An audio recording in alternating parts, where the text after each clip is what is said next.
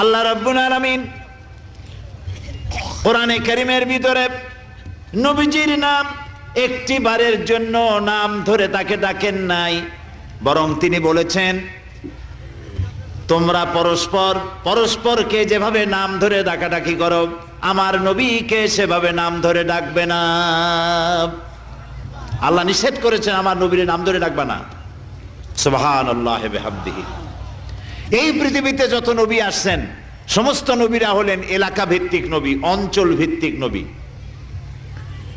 এক এক এলাকার, নূহ আলাইহিস সালাম এক এলাকার, মুসা আলাইহিস সালাম আলাক এলাকার, দাউদ আলাইহিস সালাম আরাক এলাকার, এরকম এলাকা ভাগ ভাগ করা।